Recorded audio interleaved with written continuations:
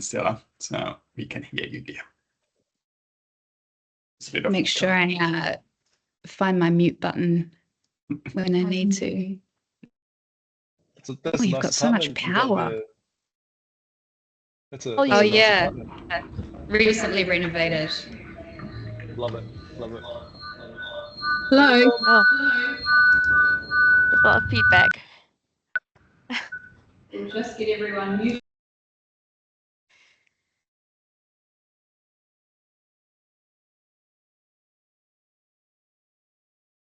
Good morning, everyone. Thank you very much for being with us this morning. We're just going to give it a few, maybe another minute or so. People seem to be streaming in before we get started.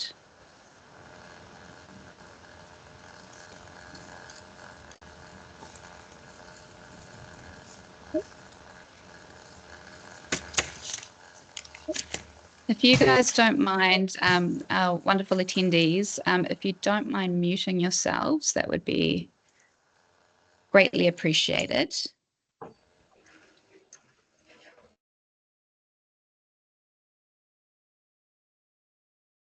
Perfect. Thank you very much. Right. Look, well, I think we'll get started. I'm sure people will continue to come in as we go. But tēnā koutou katoa ko Laura Gemmell toka whenua. I am the CEO here at Ecolabel EcoChoice Aotearoa. We are thrilled to have all of you on this webinar this morning to mark Plastic Free July and discuss plastic, the good, the bad, and the ugly. Ke nā moanga whakahi, ki nā wai tuku keri, ke nā matawaka o te motu, ka nui te mihi. To those who connect to the mountains, the rivers, and oceans across the land, hello and welcome to you. The purpose today is to really lift the lid on New Zealand's, the scale of Aotearoa's problem with plastic waste and discuss the consequences and possible solutions. And to do that, we are really fortunate to have an all-star lineup of panelists. So we have environmental lawyer Lydia Chai. Thank you, Lydia, for joining us today. We will have, hopefully, entrepreneur Paul Charteris from SaveBoard. We have Rui Peng from Critical, Chloe Van Dyke from Cheer Sisters, who is also a member of the EcoChoice Aotearoa board, and Stefan Rugg, Executive Director at Proxima Consulting. Just before we get truly underway, a few little housekeeping bits and pieces. Today's session is really quite a relaxed Q&A rather than your stuffy webinar. And providing I can get the tech to work, we should have some imagery to share with you as well to break up some of those talking heads. We'll pop links to any resources that are mentioned during the webinar into the chat box if you would like to pick up on those. And if you've got any questions to ask our panelists, we'll be gathering those throughout the webinar and putting them to them at the end of the sort of the more formal program. We'll do our very best to get through as many of those as possible. And the session is being recorded and it will be sent out to everyone who has registered. So unless there are any questions regarding all of that, we will get started. And the first person I was wanting to I guess, have a chat with is Lydia. So Lydia, I guess, you know, to begin, would you mind telling us a little bit about yourself and how you became interested in this topic? And, you know, perhaps talk us through some of the work that you've been doing in this space. And while you do that, I will attempt to bring up a visual that you have so kindly prepared for us. Kia ora koutou. Thanks for having me. My name's Lydia and I'm a Malaysian and I have lived in New Zealand for more than half my life now. In 2021, I found out that New Zealand still ships plastic waste to developing countries, and I was shocked to find out that it ends up in my hometown. There were reports at the time that there was open burnings of plastic happening, and so there was a lot of environmental harm and health concerns that were that that were a result of the waste trade entering my hometown. And that's the start of my journey. And since then, I started a petition to Parliament at the time to ban the exports of all plastic waste to developing countries. That was delivered to the Parliament in 2022. And since then, no movement has happened, but we can talk about this later on, what I think the government plans to do and what I would like the government to do. So just to set the scene, most New Zealanders think we know that we drop off our recycling at the curbside and it's sorted by a council or maybe a council-owned or contractor at a sorting facility. That's where they get rid of the landfill stuff and sort things into single streams like plastics or clear plastics. And then this is a very simplified diagram I've provided. So the first, some of it gets recycled in New Zealand. And it gets recycled into, say, meat trays or polar fleece. And that's a good thing. It's recycled within New Zealand. And then the rest of it gets landfilled. And the larger picture that most New Zealanders are not aware of is that it's sold overseas to developing countries. Now, I did put the word sold overseas instead of shipped because I don't want you to think that we are just sending our rubbish overseas to get dumped immediately. That's not the case. It's actually sold as a valuable commodity overseas.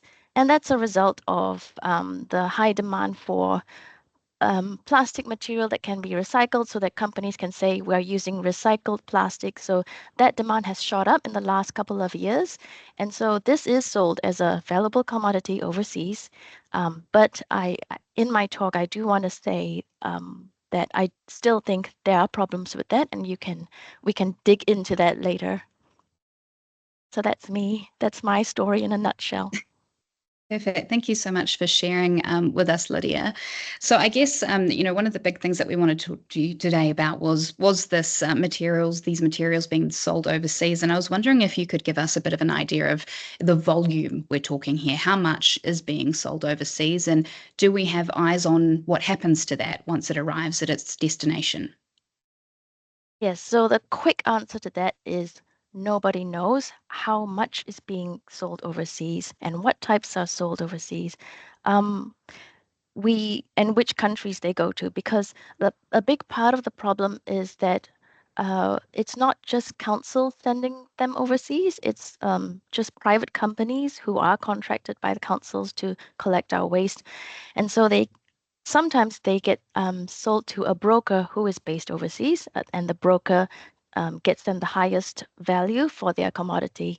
And then after that, I guess because it's going through the broker, the companies in New Zealand have no eyeballs on where it actually ends up and what the processes are. Now, I do know that some companies complete audits, like they actually go there to the developing country and see what it's like. But I would say that's not enough. That happens maybe once every few years, and what they see is probably not the reality.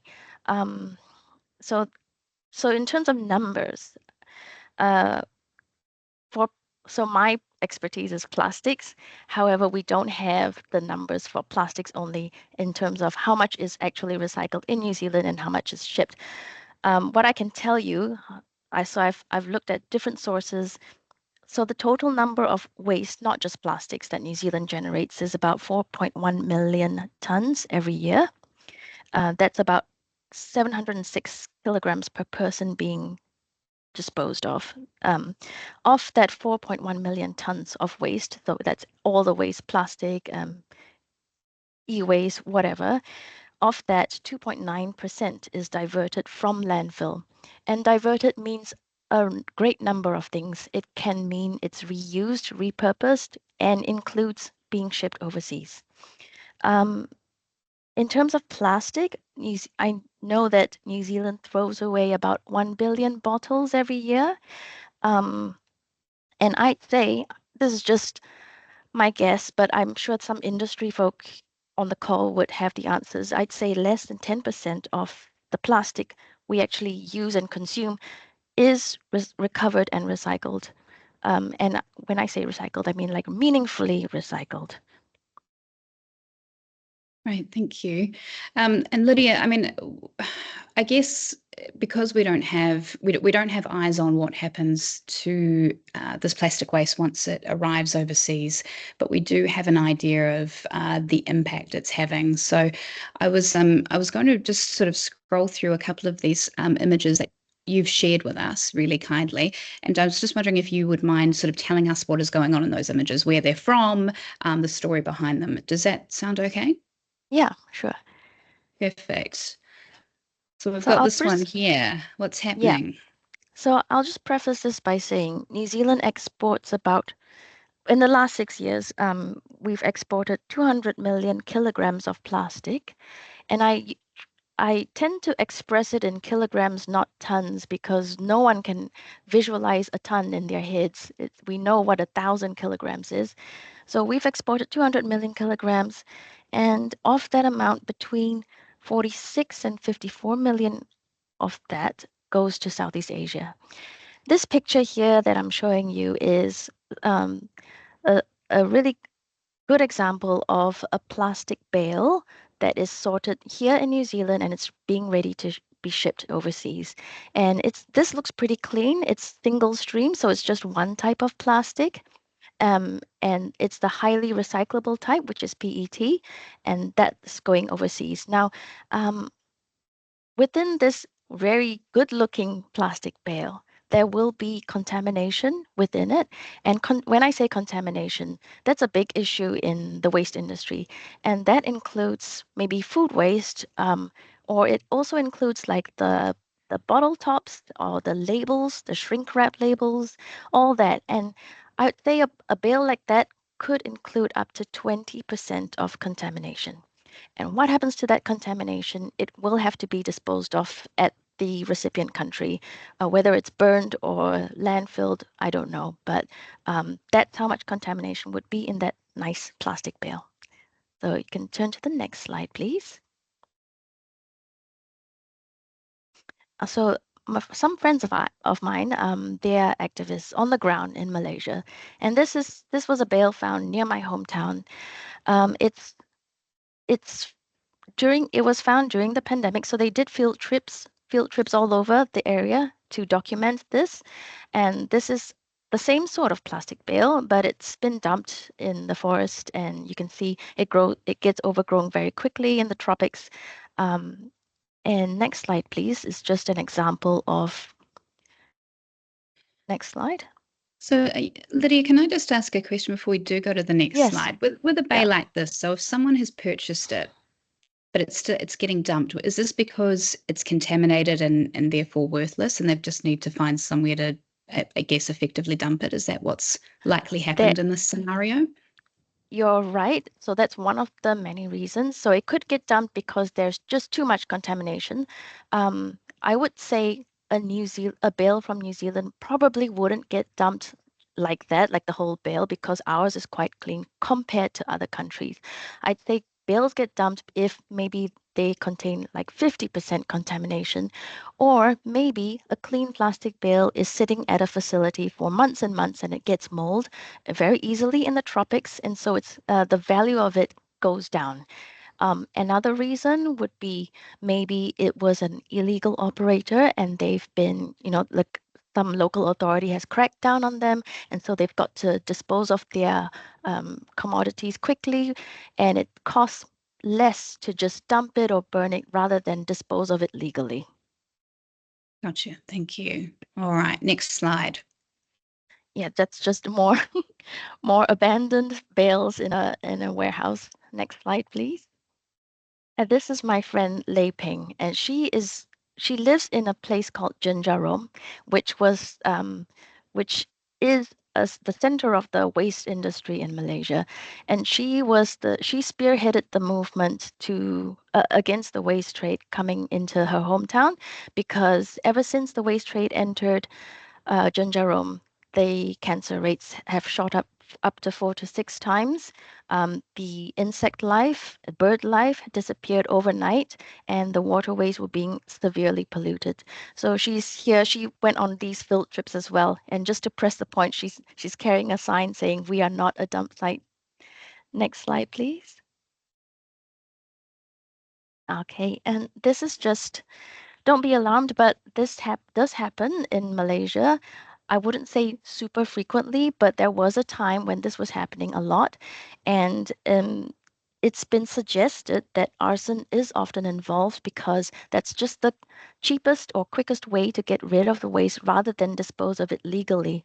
Now, if that sounds far-fetched, this has been documented in a book called Wasteland by Oliver Franklin Wallace, who is a British author, and he has written about arson being used in the waste trade. Next slide, please. And Lydia, with something like that, I guess, again, just going back to the health effects on communities as well as the environmental impacts, I imagine would be huge. Yes, huge. So when people ask me, well, isn't it good that we are selling a valuable commodity and people in Malaysia want it? My first answer always is, let's not conflate what the private companies in Malaysia want with what the residents want, because the other ones living near these factories. Within my hometown alone, we've got 332, sorry, in my home state, we've got 332 recycling facilities. And that's a huge number. It's just one state. Malaysia has 14 states. That's a huge number because we are literally the world's rubbish dump. We receive waste from all over the world. The biggest importers would be from America and Japan. So yeah, it is a big problem, and that's why I'm so passionate about it, because it affects my hometown and obviously my family who live there. Have any countries? I'm probably sort of getting ahead of myself here, but that's usually my MO, Lydia. I'm just wondering, have any countries sort of taken a stand on this at all? You mentioned that America is shipping or selling a huge amount of waste. Obviously, New Zealand is playing a part too. Is there anyone that has taken a sort of a moral stance on this and is refusing to do so? Yeah, it's very interesting that you bring that up, because the European Union this year they passed a waste regulation banning the exports of plastic waste to non-OECD countries. So from May 2026 onwards, all waste exports cannot go to non-OECD countries. There are certain carve-outs, and I don't know the details of that, but generally they can export to OECD countries, but just not non-OECD. So that might alleviate the problems that comes with the waste trade in Southeast Asia. Is that delineation because OECD countries are more likely to have sort of the infrastructure to actually properly recycle things and not lead to issues like the one we're seeing on screen right now? I would say yes, but it's not just the infrastructure, it's that they have working democracies. In Southeast Asia, famously, the countries are corrupt. So in Malaysia, a plant like this, say, that we're looking at, maybe the permit was granted with bribes. We don't know. There are no local elections in Malaysia, so the local authorities are not elected by the people. Who knows what happens? As well, there's a very big problem with enforcement. So even the local councillor told me himself, he told me they don't have the manpower to enforce. If it has been enforced, I've looked it up, it's just been a slap on the wrist. It's just like thousands of dollars paid, and that's it. Business as usual. And these look like they might be from New Zealand, Lydia. yeah, so I get asked a lot, have we found New Zealand waste in Malaysia? And the answer is yes. So on these same field trips, they found, this is just an example I found from New Zealand, as well as the next slide. Yeah, this one. And I've got just one more then this one's a video. This is the last one. If you could just play that while I talk over it. This is a recycling factory in Indonesia, and this is very well where our curbside recycling could very well end up. It's being sorted by hand by all these women, and the plastics here will be processed into chips and noodles, which is plastic melted into like long noodle shapes and chopped into bits. So it's kind of like plastic macaroni. That's the end product of this facility. So with this video, I just wanted to show you this because the story of waste is a human story that we don't really think about when we buy our bottles or things like that. Thank you very much for that, Lydia. And I guess one thing that we haven't talked about really in much detail yet is your petition. Can you tell us, I guess, what the intent was behind that, and give us a bit of an update on where it is at the moment? So I petitioned for the New Zealand government to ban all plastic waste shipments to developing countries because of the problems I told you earlier. There has been no movement on that, but it was heartening when I presented to the Environment Select Committee and they admitted that it was unethical for us to be doing this. Since then, I have heard that, well, it's come out in the news that they are considering a sort of licensing system, and this would mean it sounds like companies need to obtain a license to export waste like PET and HDPE. They didn't have to obtain a license before. And this is good news in terms of data collection. So we will get to see how much is being exported and what types. However, it doesn't solve the problem of what I just showed you, like bales being dumped and stuff like that. The other big point I wanted to make was that, so within that nice plastic bale I showed you, there are two types of I guess, hazardous byproduct. So the first was the contamination, which I went through. The second byproduct is a lot of plastics, microplastics, does leach in the recycling process. There was a study done in Scotland where they studied a state-of-art recycling facility, and even then it leached up to 13% of the plastics it was meant to process. So if Malaysia doesn't have that sort of state-of-the-art facility, you can just imagine how much is leached in the process, even if it is a legal factory. Lydia, is there anything else that you'd like to add today? Or we really appreciate your time, and I'd love for you to stay on the line because I'm sure I did see a few questions pop up as you were talking. Okay. Yeah, I think it's more valuable to answer the questions later. So yeah, feel free to pop some questions, everyone. I'm sure there will be a lot. Perfect. And as I said, we will do our very best to get through them, as many of them as possible. Thank you again, Lydia. I am now going to bring in the founders of two very cool businesses, both with products certified by EcoChoice Aotearoa and built on the premise of diverting waste from landfill. Can I just check that we've got Rui and Paul is still on the call? I need to unmute you guys. Hey, kia ora, Laura. How's it going? Kia ora. Thank you, Rui. And Paul, can I just get confirmation you can hear us? Yes, I can hear you. Perfect. Excellent. Great. Well, Rui is from Critical, and he is going to tell us a little bit more about his business in a second. And Paul is from SaveBoard. I guess, Paul, Rui, I might start with you if that's okay.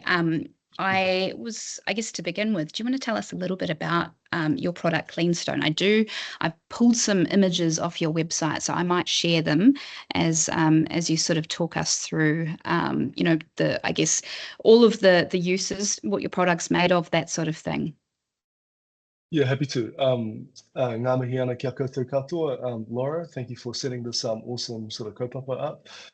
So ko Poki Tāpapa te maunga, ko te auanga te awa, ko Pangtuku Tipunga, ko Mankiw Rawa, ko Hānaki Iwi, ko Russell South, tuku Kāinga, the China Aho, ko Roipeng tuku Ingoa. So I'm one of the co-founders at Critical, and we're a Māori-owned clean tech company that transforms sort of hard to recycle plastics into what we call Cleanstone, effectively a panel made out of 100 recycled plastics, designed as an alternative solid surface or a panel.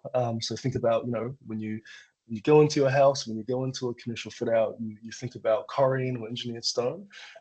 Clean stone is effectively a low carbon and sustainable and circular alternative. But also you think about, the kitchen cabinetry like laminates and MDFs and, the plywood materials that we use on the interiors of building. Clean stone is a product for that sort of a use case too. So yeah, what was your first question there, Laura? Look, you've done a pretty good job of answering that first question, but I guess one of the things that I really love about your product, Rui, is I guess the myriad of applications, and you kind of spoke about a few there, but there's a couple others that I've got just a couple of visuals that I've just pulled off the internet. I love this story. Can you tell us a little bit about what's happening in this image? Yeah, happy to. So in Aotearoa, we ship to landfill about 165,000 classroom tables. So works out to be about every between 7 to 10 years. When a classroom table made from traditional MDF laminates gets worn out, so like the edge banding kind of cuts off, the timber veneer sort of moves out, moisture gets into the laminate materials, the whole table gets dumped effectively with the metal bases. And so we're currently working with the ministry and a couple of schools to launch a program. At Maungarewa High School and a few others have been the first recipients of that, which is cool. Where instead of effectively chucking out the whole table, you just replace the tabletops, the laminate tabletops, with cleanstone. And as a result of that, you effectively have a product that lasts forever. Because when plastics was first invented, I really want to sort of acknowledge and tautoko what Lydia was saying, because it's a pretty heartbreaking problem, isn't it, Whānau? Like when plastics was initially first invented, it wasn't designed to be single use and chucked out so quickly, but it was actually designed to be this sort of wonder material that were meant to be passed on from generation to generation. And most of our I'm not an advocate of plastics. I think I think it would be awesome if Critical didn't have any more plastics to make panel foam. We would just look into bio-based technologies and alternatives. But when plastic was originally invented, it was designed to last forever. And I think it was in the mid-1900s where manufacturers started lobbying for single use, is where we kind of currently are in this predicament. So in many ways, plastics in itself is actually a bit of a wonder material that has a lot of applications. And hence we're kind of in many ways with Cleanstone trying to go back to the whakapapa of plastics and return it to its first principles of being this kind of beautiful and durable product that can be recycled forever and everything else. Yeah. And I think, Rui, you were telling me that these desks, if they do get damaged, they're a lot more durable than the MDF, but you guys take them back and can sort of resand them. I'm not sure if that's the right term, sorry, but you're able to sort of zhuzh them up again, I guess, and distribute them. Yeah, correct. With Cleanstone being sort of a solid block of recycled plastic, there's no sort of composite layer of veneer. So if what's on top is the same as it is throughout the middle, so generally if it takes about 10 years and the surface gets scratched up in graffitis, like most solid materials, you can kind of just polish it up, sand it up, and reuse it. We would bag up the dust and the chips that gets offcut and put it back into the process. Okay, cool. One other image here, just because they're so cool. The chopping boards and the knives. The knives are a new addition I didn't see until I was on the website last night. Awesome. But I guess, can you give us a bit more of a feel for the sorts of post-consumer products that are going into these? So what goes into those knives and chopping boards? Is that what you're saying? Yeah. The kingi boards are made from shampoo bottles mixed in with commercial fishing nets.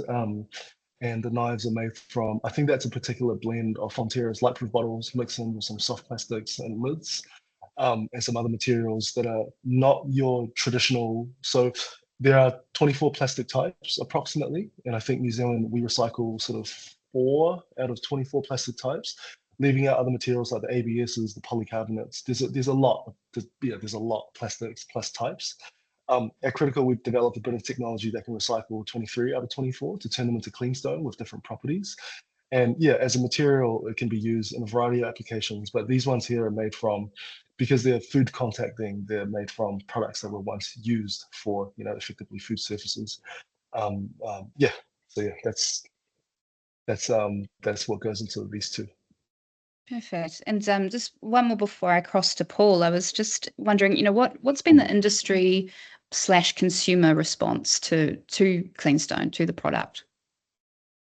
Yeah, so like I guess a bit about our story is I used to be a designer. I used to be an architect, and I was designing an airport building back in 2013 now.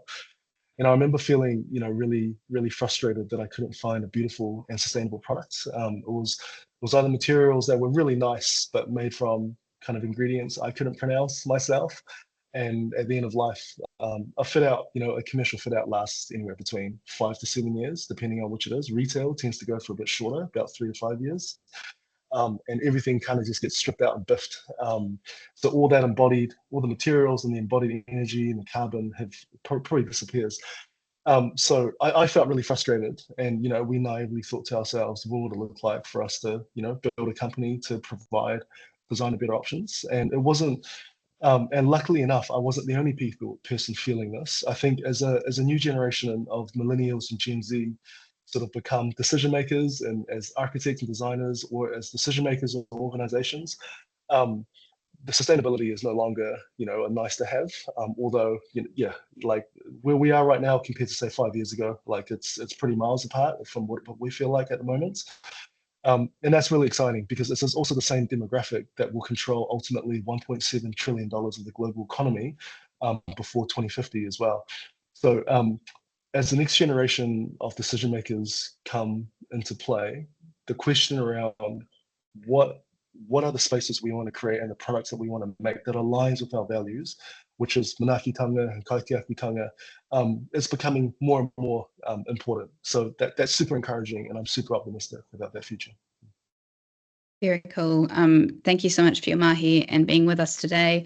I'm sure you're going to have lots of questions as well, so I appreciate you sticking around on the call, Rui.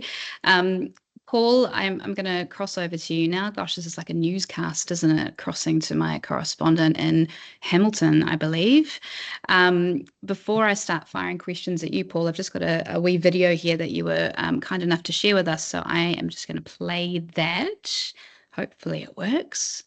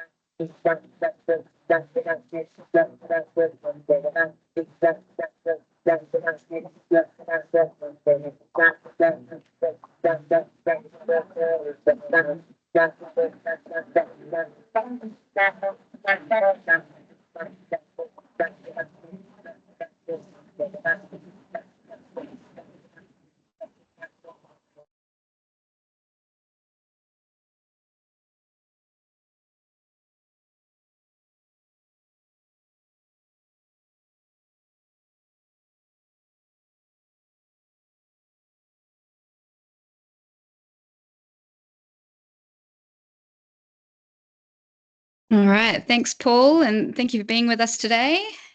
Cool. Kia ora, everyone. Thanks for having me. What is Saveboard? So we're a New Zealand-based business, but we've got 2 plants, one in Hamilton and one in a place called Warragamba, which is sort of Western Sydney. We take, like Rui, we take difficult to recycle materials. For us, it's a combination of plastic and fibre. So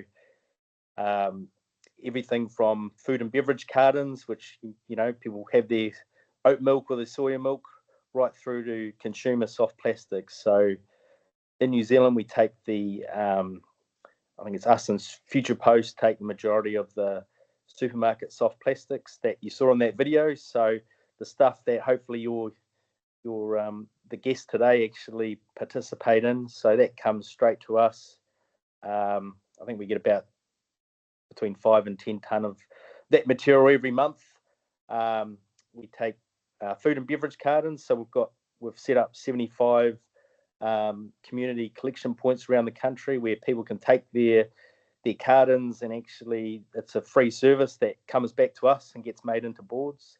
And we also have a number of commercial clients like Fonterra, Frucor, Goodman Fielder, Maraka, who also send their cartons to us. So so it's a technology out of the States originally. I guess it started about 5 years ago when I went over to a place called Des Moines in Iowa.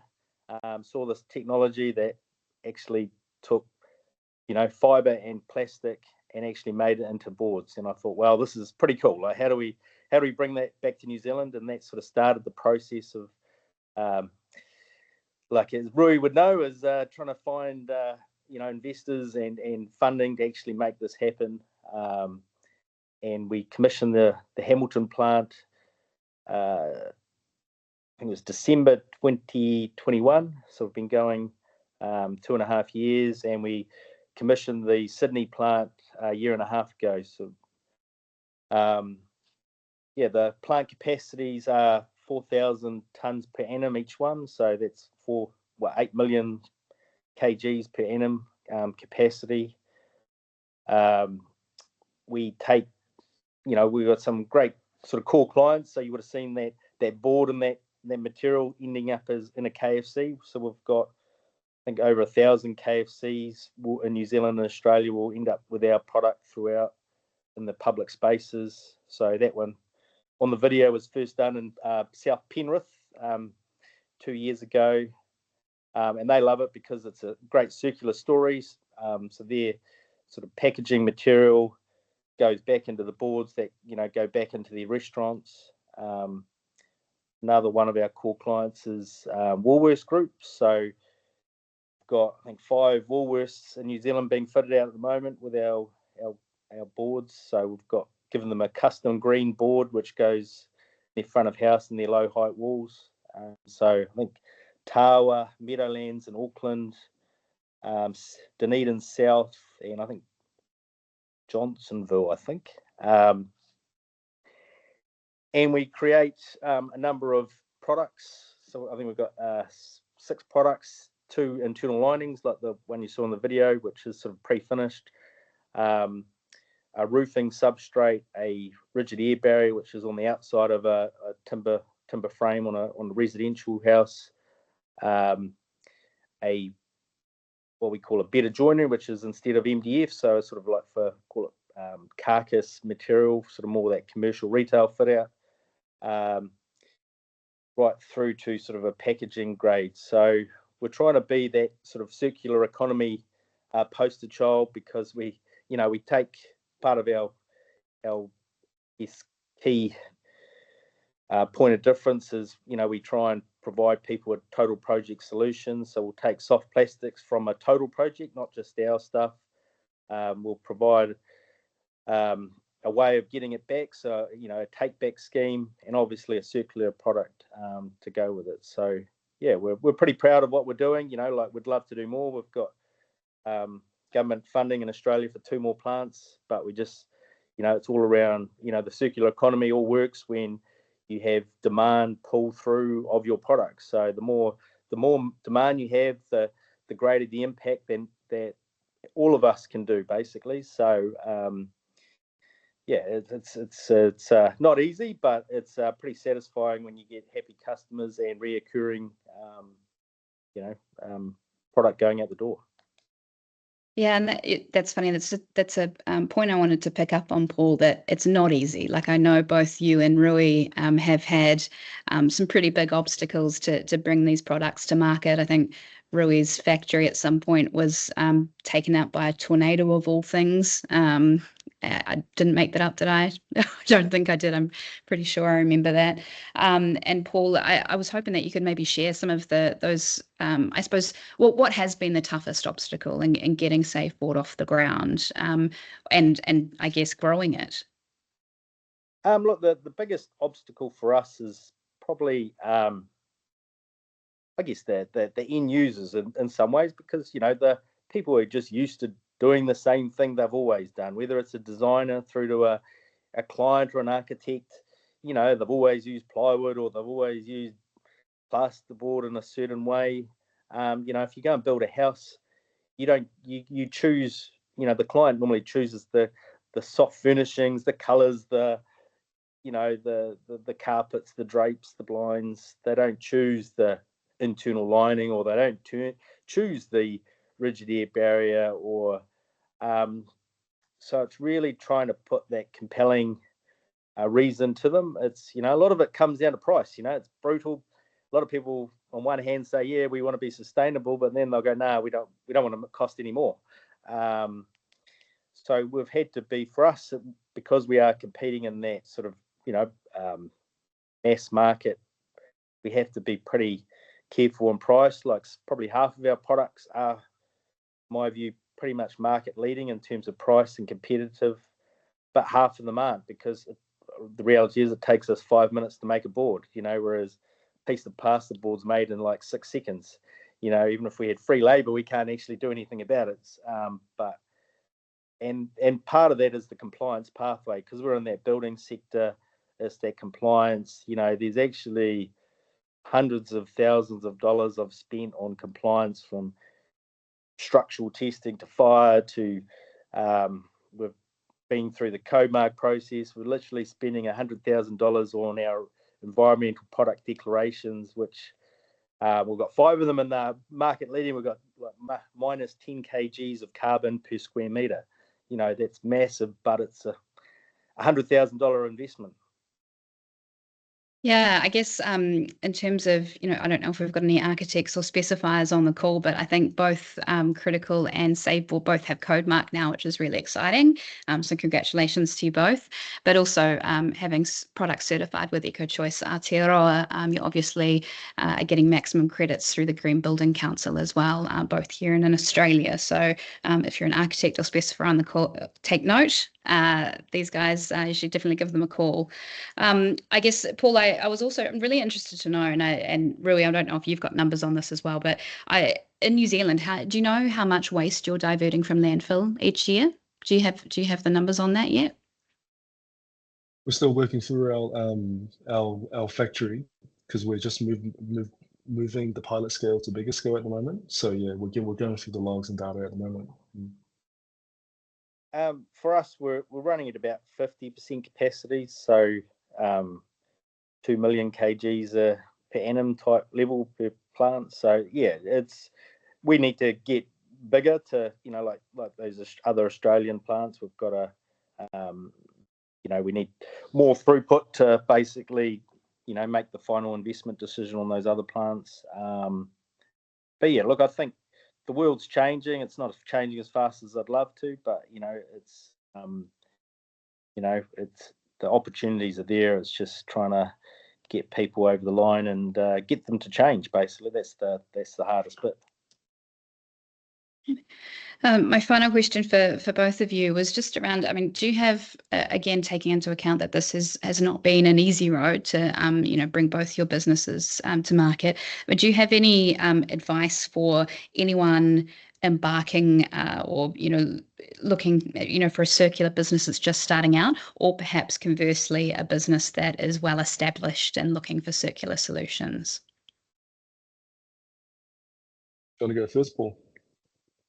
Mine is, and it sounds pretty brutal, but you need twice as much money as you think you do, because things take time, and there's a time factor.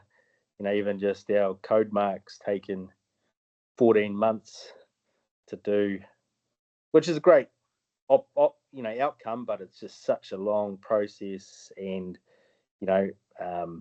just things take longer, cost more. You need more money, basically. Sharing poor sentiments, yeah, bro, sharing that sentiment pretty hard. It's almost like if you're raising, you got to figure out what that is and then multiply it by 2 or 2.5. And especially if you're doing hardware, like hardware is different to software. In the sense that it's a lot, like it takes a lot more money, like, to do a software product, you pay for people and then you can change a bit of code to see how that changes. But of hardware, you actually have to physically build the prototypes and test it, and it is time and money. If I was to think, I'd probably say like, I'll probably say like hone in on your niche, and like we've deliberately started sort of in the lowest barrier to entry market, which is decorative panels. And we are super aware of that within a regulated building environment, such as here in New Zealand. It's more investment to be able to do that. So what is the one thing that you can do really well? What is the one problem that you can do really well? Like, what is the one thing that you can make your customers happy the most, and kind of double down on that? And then find, just take it a step at a time. Like, okay, like what is the next suitable step that's going to open up a bit more market share and scale in what you're doing, and then invest. So focusing on your niche and doing it really well is my 2 cents.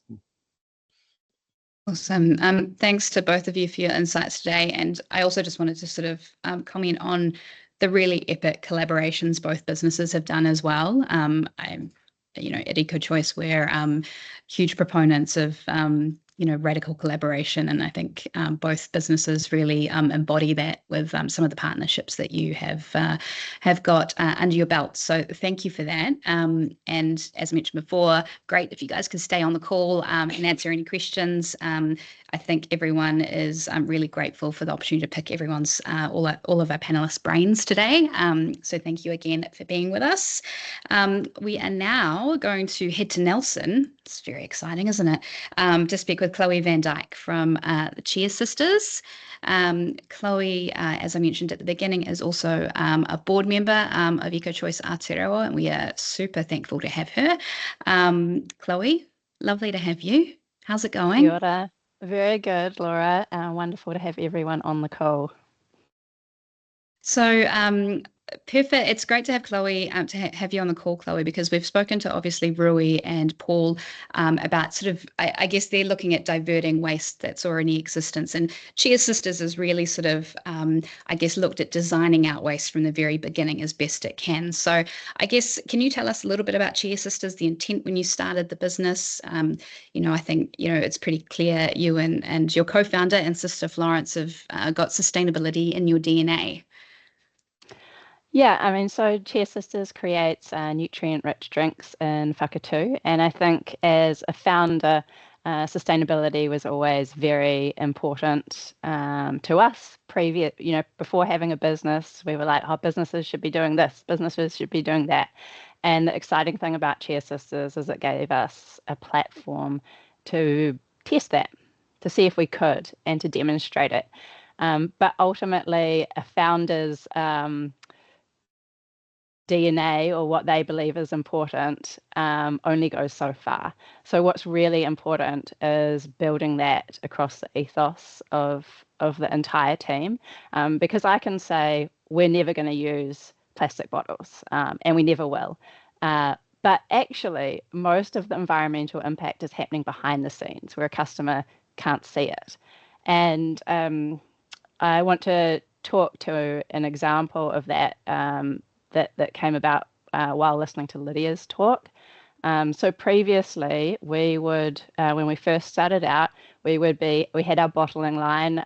We'd take the bottles off, we'd put them onto a pallet, and then in order to shift them safely, we'd wrap them in single-use plastic, which is called like pallet wrap. And this, nearly all factories use this, and we would then use it to relocate the pallet to another part of the factory, where then the plastic wrap would come off previous to putting it out and dispatching it out to customers. And that plastic wrap would go into recycled soft plastic. And this seemed insane. Every day we were wrapping round and round and round, moving it 20 meters and then taking it off.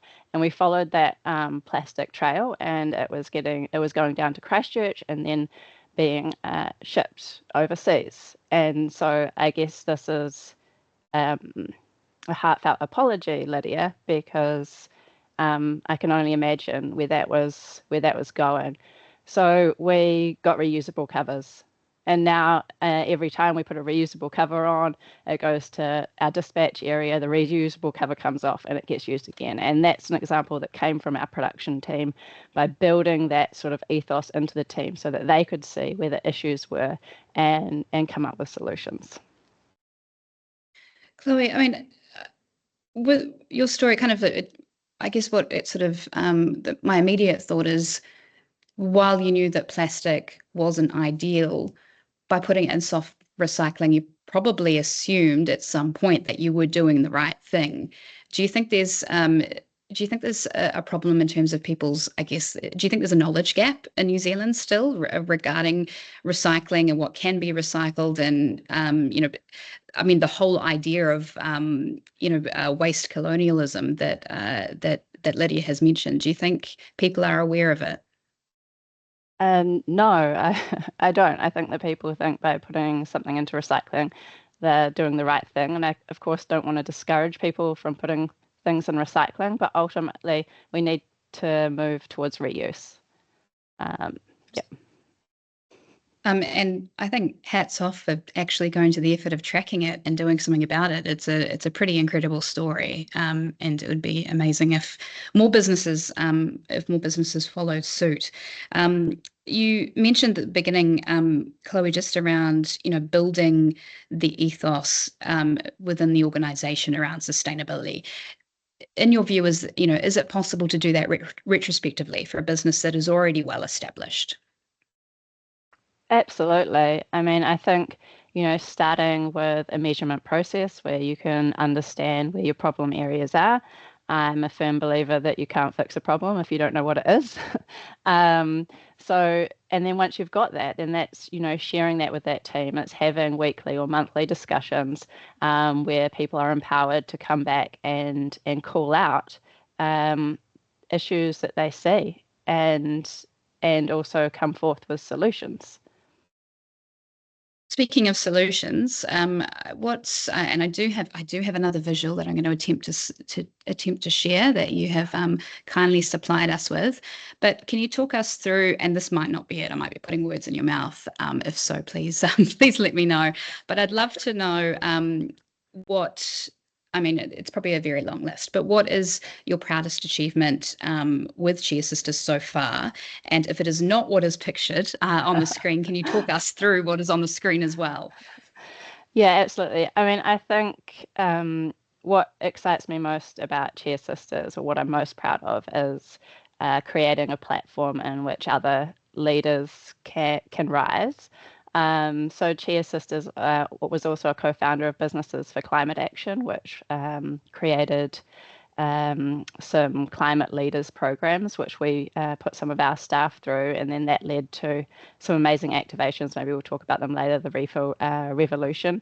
And it's seeing people rise and what they can do. The photo that you have there is also a proud moment. So that is pressed juice on tap. So from apples grown in the orchards near us to the consumer, there is no single-use packaging used at all. So that is certainly a very proud moment. That came about, I guess, through a series.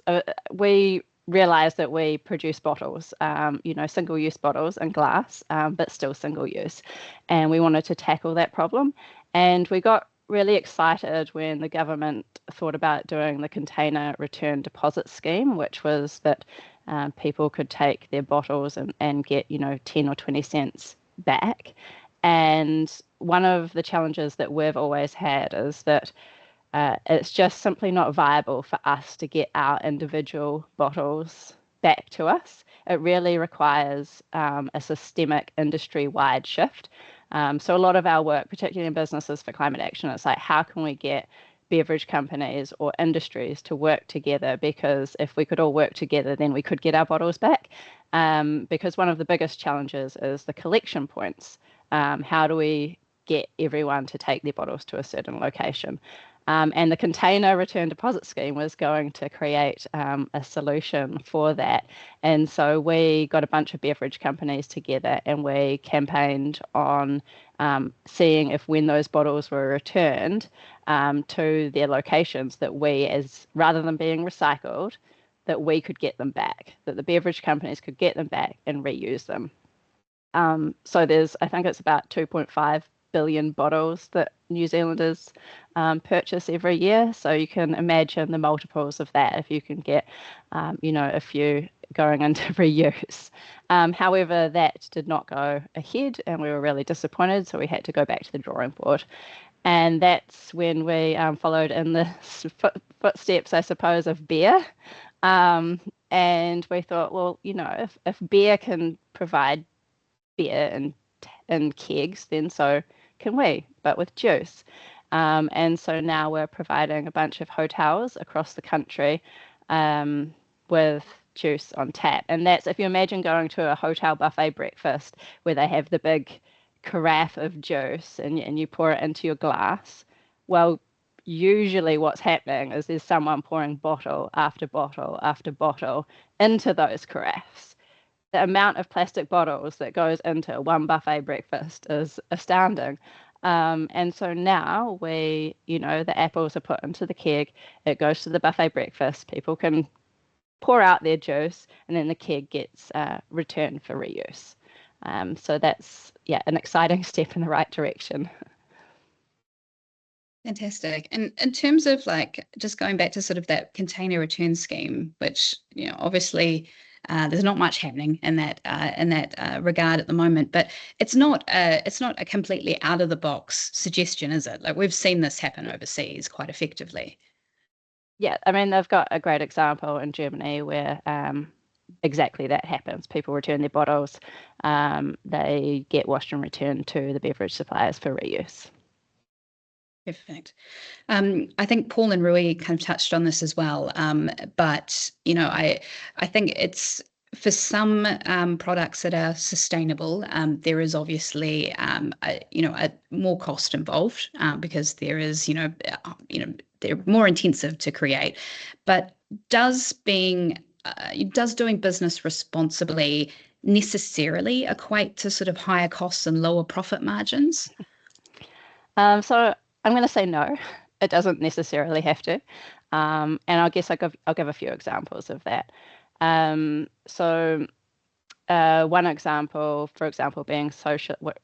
I kind of pull in social here, but we were the first certified living wage employer in the Nelson region. And so the living wage is currently 20% above the minimum wage. And as a manufacturer, that is when you look at it, that is a significant cost that could, in theory, make us uncompetitive. But when you look at the details behind that and you see that, one of the biggest causes of being unproductive or dissatisfied at work is financial stress, and anyone who's being paid under the living wage is financially stressed, then you start to realize that actually there's this added benefit going on behind the scenes. The other is employee retention. The amount it costs to have a factory where people are moving in and out really quickly is huge. So I would say that we get that 20% back through those means, and we have a better workplace environment because people are being paid fairly.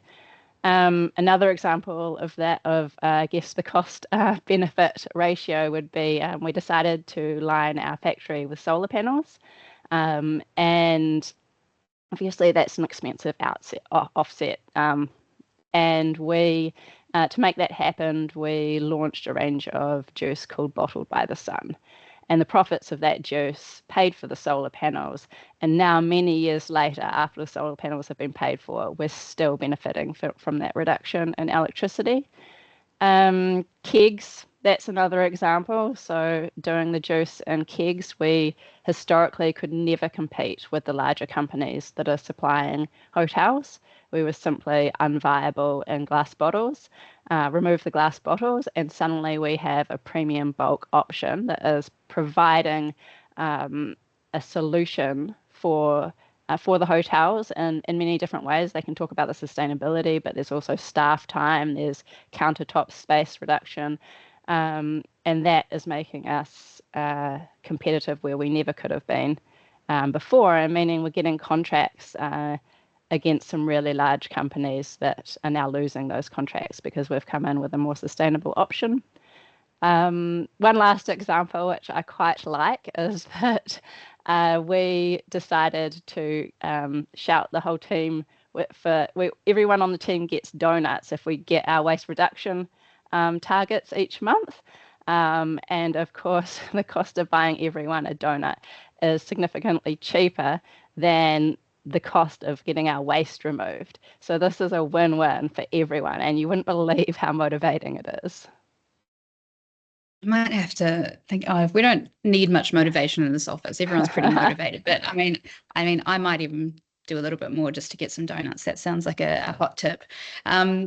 Awesome. I guess one other element I'd be keen to get your thoughts on, though, Chloe, around, I suppose, the benefits of doing business responsibility is around like brand loyalty. Do you guys see much evidence of that? That the fact that, you, and I think Rui mentioned this as well, like, the consumers more and more have are values driven, and, do you see that as a core component of your business?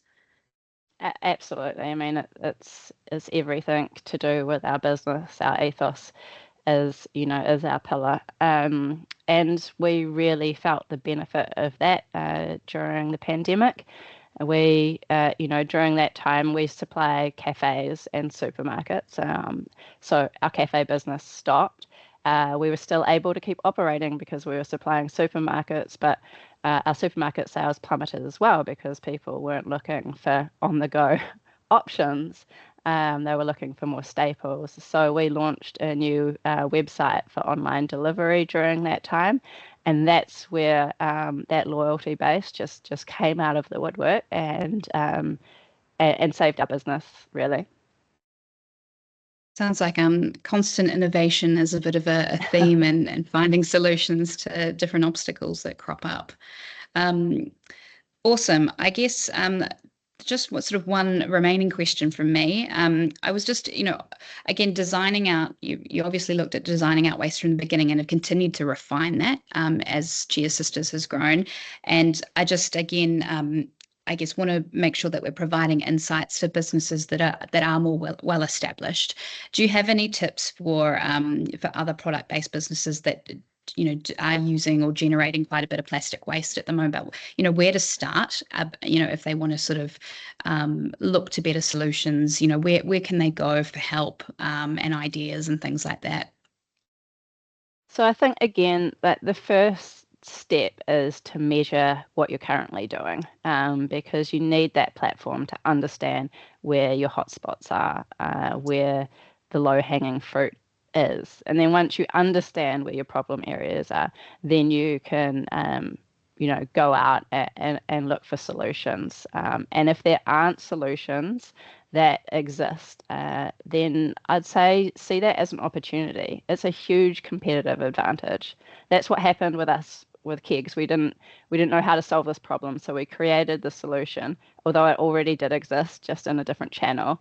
And that's given us a huge competitive advantage. And I'd say that's the same for the other speakers who have spoken to the amount of time and resource and energy that goes into something that's really hard, but that's now yours. And that gives you a huge competitive advantage that other people have not been able to yet tackle, although it is very hard to be first and change that consumer attitude.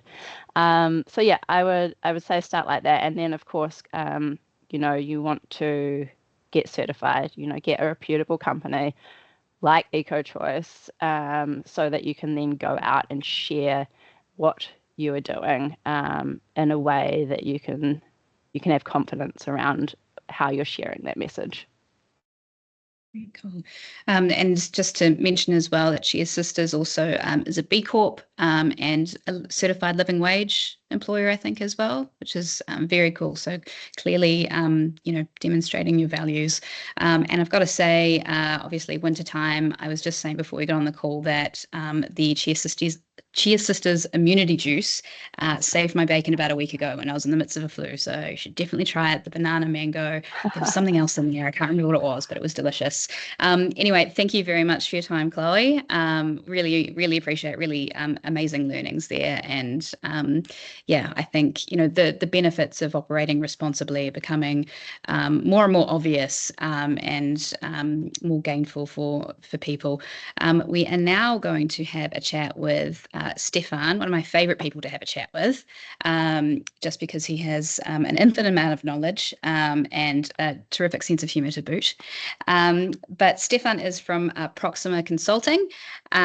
He has more than 20 years of sustainability experience as a business consultant and corporate sustainability analyst, and brings an international perspective to the conversation. I pulled that from your website, so I'm assuming that is correct. Must be true then, yes. Lovely to have you on the call, Stefan. Thank you so much for making the time. Thanks for having me. I guess before we sort of dive into some of the questions that I've got for you, I mean, have you got any observations or comments on of what you've heard from our other speakers today? Absolutely. First of all, plastic is fantastic. This is called the good, the bad, and the ugly, but we focused on the bad and the ugly, I suppose. And plastic is amazing. It is, as Rui, I think, said, it is a wonder material. And that's the problem. It is very, very popular. And it is very cheap, and it is very versatile. So in the 20 years ago, I moved to New Zealand first, and I made those lovely L plates, the learner driver plates on plastic. And some of them are still with us, and some of them are in a landfill, I'm sure, and some of them float somewhere in the ocean. But in those 20 years, half of the plastic that has ever been produced was produced in the last 20 years. So we are still in a curve. It's still increasing. Whatever we produce this year globally, we will produce more plastic next year. And it is expected to triple by 2060. So that's the problem really with plastic is it is the volume. And the other problem with plastic, I suppose, is it is quite inert. So it is, which is awesome for certain things. So once you've got your, I don't know, your desktop table made, it will last for a long, long time, even if you've got rough students jumping onto your desks at school. The downside is it doesn't easily break down. So if it breaks down, it becomes smaller, and then it is microplastic, and then the turtles and the fish, they eat it, but they can't digest it. And then that's the issue. It's the same with asbestos. Asbestos is awesome. It's fire retardant, everything, but you should not breathe it in. So that's a lot of the challenges we've got come from that element there. And I just suppose from taking a step back a little bit, listening to all the smart people that we heard from over this hour, is we discussed a lot of what happens once the plastic's here. So what can we do and not send it to Malaysia and dump it there, basically. Then we can do safeguards and so on. That's all awesome. And obviously we heard from Chloe how she tries to avoid to use plastic in the first place. And I mean, as for any other waste stream, what applies here is the hierarchy of waste, right? The first thing you should try to do is eliminate there. And that's the tricky part because we don't have to pay for it. I mean, I'm wondering with Chloe's example with the reusable wrap, if you looked at it from a pure commercial sense, was this really the cheaper option? Because then probably there was more handling, it was cheaper, good. So then everybody should do that, right? And sometimes it can be more expensive because you don't have to pay it as a business. We pay it as a society, or Lydia's hometown, those neighbors pay the price.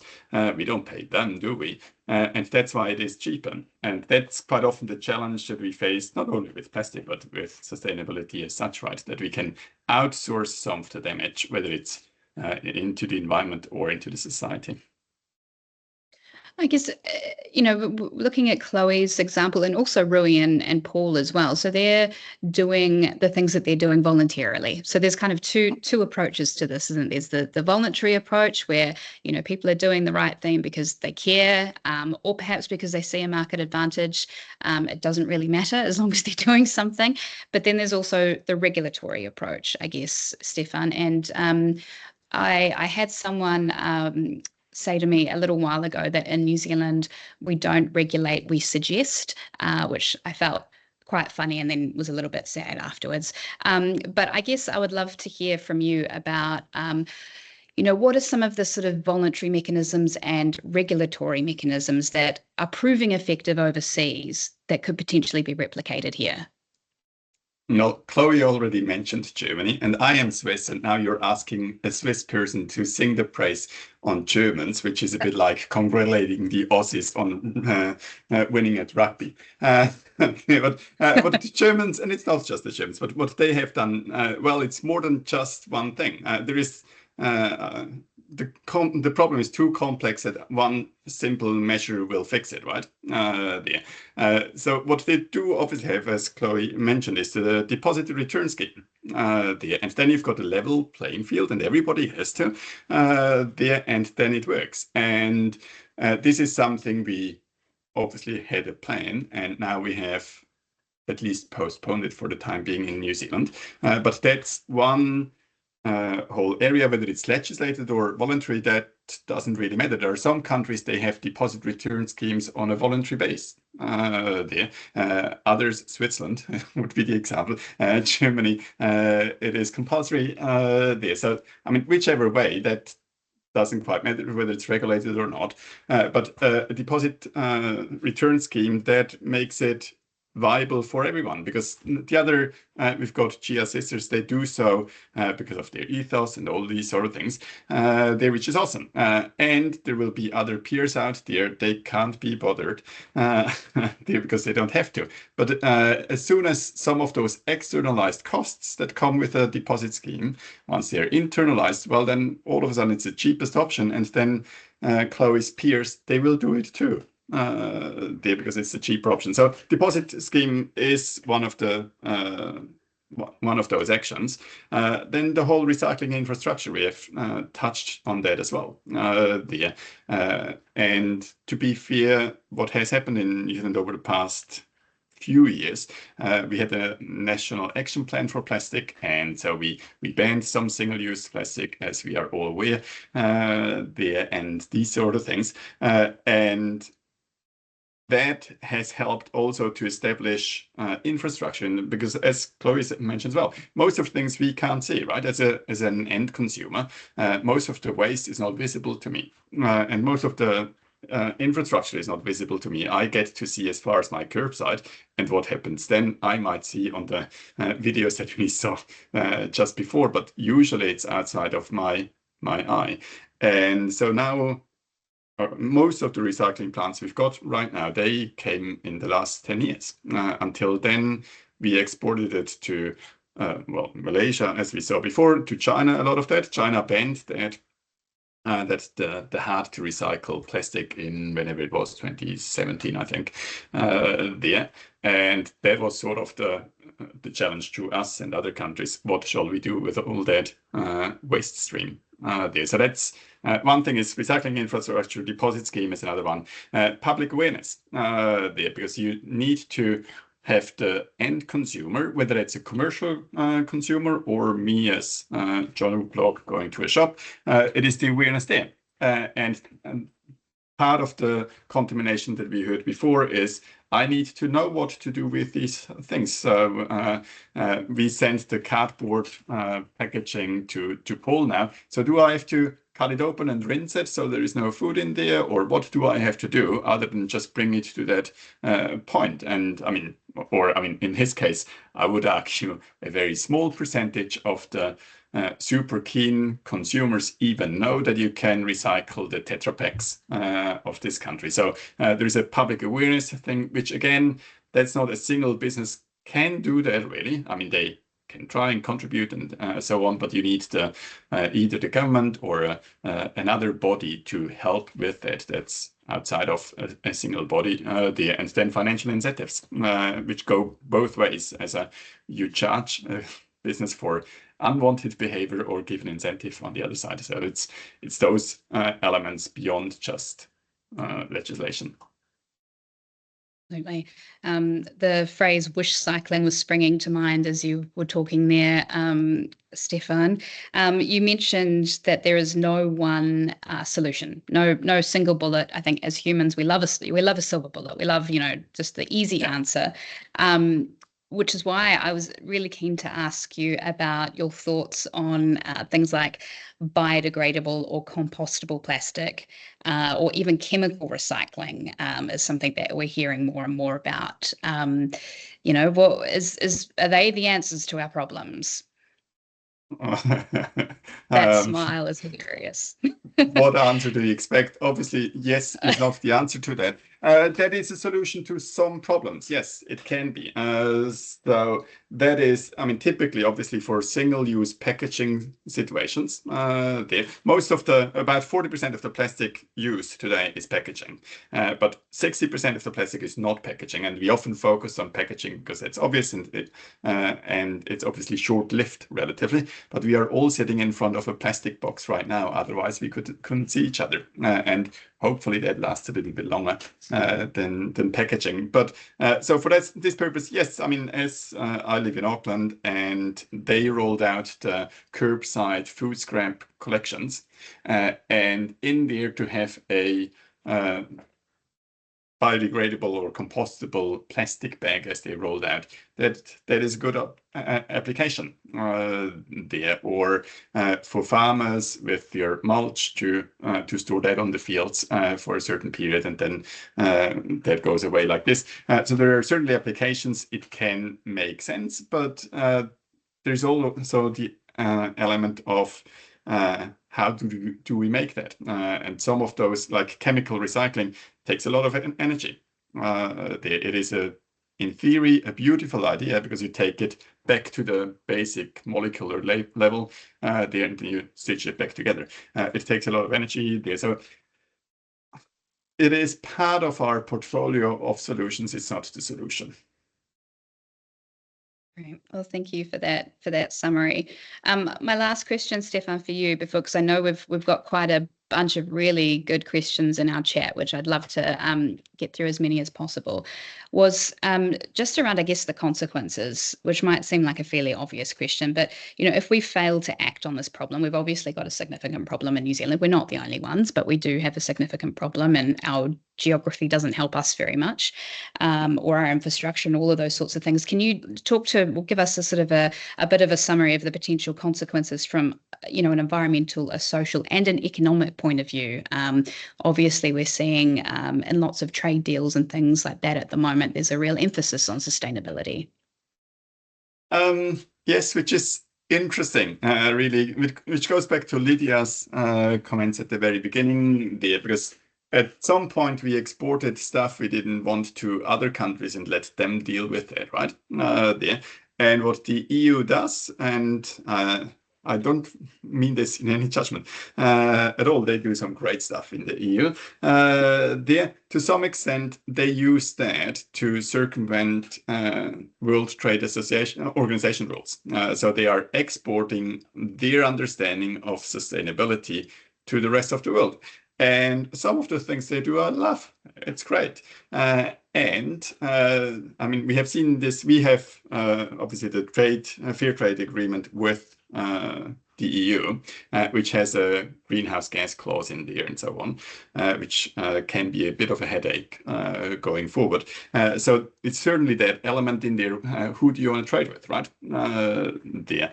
And that's sort of an element to see that sustainability sometimes is also used for preferred trade deals. And I'm not suggesting that's, as I say, the EU does some fantastic stuff there, and certainly one of the most progressive bodies setting rules here. And some of that motivation is to keep others out. For us at the bottom of the world here, obviously, we need to know who do we want to do business with there. And to some extent, we are too small to make rules. We have to follow them. And if you want to deal or export into the EU, well, then we have to follow them. And if we want to deal with others, then we have to follow their rules. Awesome. Well, thank you so much for your time, Stefan. Really appreciate that. Actually, I think this first question might be directed at you, but really happy to hear from anyone else. I mean, Chloe might have some insights. I've got a question here from Naomi, who's on the call. Is there such a thing as good plastic? She is in the FMCG refrigerated product business, needs a tamper tab, and would love to continue to use glass for the yogurt, but it smashes and is heavier to freight and is not stackable, not to mention a more expensive unit packaging option. Has anyone got any thoughts or tips on that, or encountered the same problems? Chloe, do you have issues with transporting your glass bottles? Occasionally we get breakages, but not significant amounts, not amounts that we would make us want to go to plastic. I don't know what the answer is to that question. I know that there is a weight component that adds that adds to emissions if you're freighting glass over plastic. But I think when you do the analysis on that from an emissions point of view, it doesn't stack up if you take into consideration more than just the freight itself. And also I'm confident that in the future we should be able to move to freight options that are less energy intensive. But sorry, no, I don't know what the best plastic would be if you were going to choose plastic. Rui, Paul, Stefan, is there a good plastic as far as you guys are concerned? Well, good plastic is probably not the word I would use, but sometimes plastic can be the least bad option. Same with the glass bottles for Chloe. If you only use it one time, then a glass bottle is not the best. Then there is no good glass either, right? It has to be recycled and reused. Otherwise, the energy used to make a glass bottle is more than the energy used to make one plastic bottle. So it has to be reused. And so it very much depends on the case, the use case, and then with life cycle assessment, you can look at that. But the underlying thing, if you use something just for once, that's always not good. Yeah, Gemma, I would say I think that's a really good. Sorry, I'll come back to you. Sorry, Rui, I was say the life cycle assessment I think can be really illuminating. I remember the very first sort of example I saw in terms of a life cycle approach was around plastic grocery bags versus paper grocery bags versus recycled polyprop bags, and the polyprop bags were by far the best option because they were they lasted such a much longer time. The paper was very resource intensive, not to mention energy intensive. So sometimes that can be quite an interesting way to go about things. So I think, looking at a life cycle assessment of your options, there's a bunch that are already online. People have been grappling probably with this exact problem. Naomi, Rui, sorry, I cut you off there. Did you have a comment? So good. So there's my mate Jaden from Renew. He's developing a whole resin-based sort of polymer from from plant waste. So that's pretty cool, really promising. Behaves like HDPE, and really easy for it to slot, and carbon positive as well, which is quite cool. There's also like some startups sort of coming out over in Australia. There's one that's a lot working using seaweed, turning seaweed into a polymer. So you get all the perks of plastics, but made from a like a renewable, a bio-based material, which is really good for the planet as well. I think it's good. I think when we often think about sustainability, it's really easy to sort of get trapped into sort of this mindset of kind of bagging ourselves a little bit. But yeah, like in Te Ao Māori, there's this sort of a principle of whakapapa, like what's important for us is where we've come from. And like it's good to actually go, to hold each other with a little bit of compassion, with a little bit of grace, and that like our society, our modern society was built on plastics. That is part of our whakapapa as humanity, and and it's all good, you know. We got to do better moving forward from here onwards now. But we have relied on plastics to get to where we are right now, from technology and, you know, computers and everything else. And so now it's about looking forward and where can we get to. So yeah, that's my answer to that question. Great answers. I just want to also quickly shout out to Lydia, who has had a bunch of questions asked of her in the chat box, and she has diligently been answering them, which has made this so much more efficient. So thank you very much. People have got answers in advance, so I'll skip over those ones. But if you're interested in seeing some of the questions that have been asked of Lydia, please jump in. Rui, when can we expect the Kingi critical chopping boards to be back in the market? I'd like to know that too. We're trying to make them fast enough, so we stop making them enough, and they keep selling out, which is a really good problem to have. But the next batch is on its way, so dropping shortly. So hopefully in the next 2 weeks. Very cool. Another one for you. I think I can quickly answer it, but please yell out if I'm doing a terrible job. Does Critical manufacture products for other companies, or do they only sell direct to consumer? I know you've done a bunch of collaborations with Aspect Furniture, Spacebar, and others. So I'm assuming if Stephanie wants to give you a call, she should do that afterwards. Yeah, sure thing. We focus on materials, and so a lot of fabricators or businesses or brands or furniture makers can use them for all sorts of stuff. You can form it into products, or just use it as a material. So yeah, just come and chat. Happy to chat.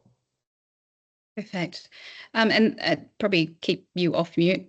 Just stay off mute. You're seeming quite popular in the Q&A there, Rui. But this is also a question for Paul.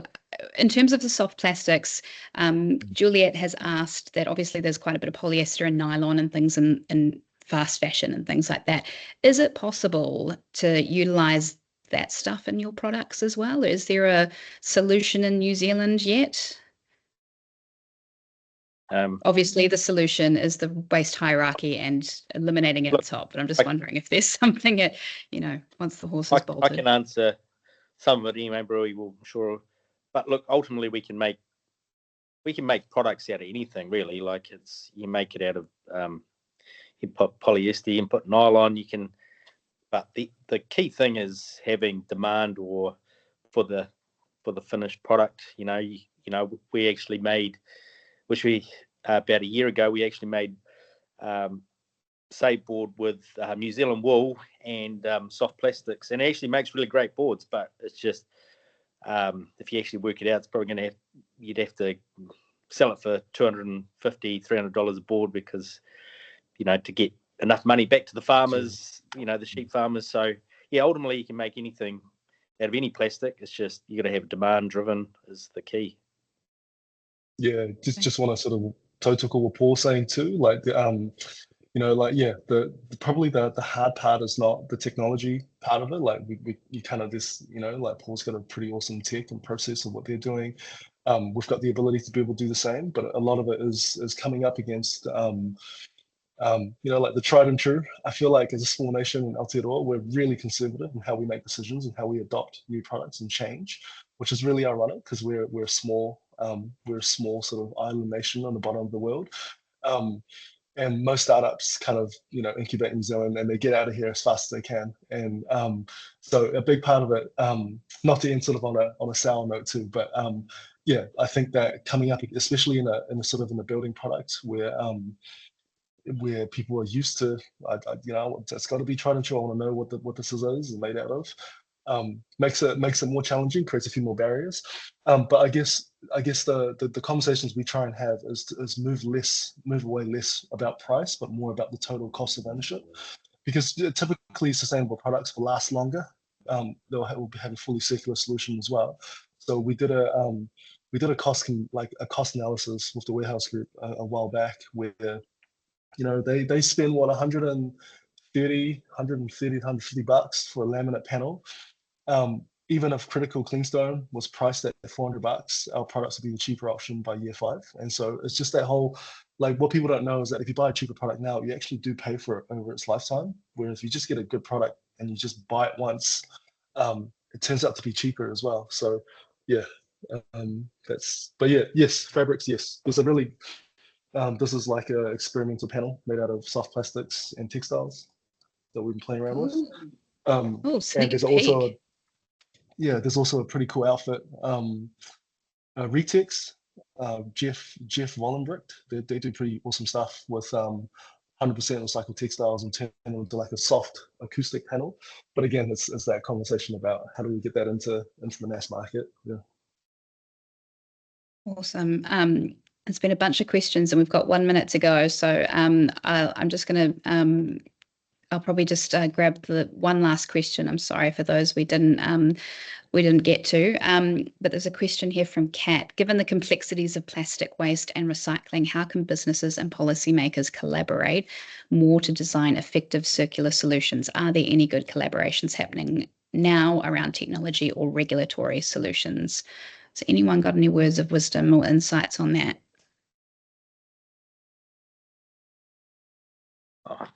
You might have stumped everyone. I was going to say my only one wisdom is that if you're going to use plastic, use a single type of plastics, because I get so many multi-laminate plastics which actually make it very difficult to recycle. So if you go into, say, New World and you buy a piece of meat that looks like it's nice and vacuum packed, that's actually got, I think, a minimum of 3 layers. It's a cryogenic plastic which has got at least 3 layers. It looks clear, but there's nylon, there's polypropylene, polyethylene, at least.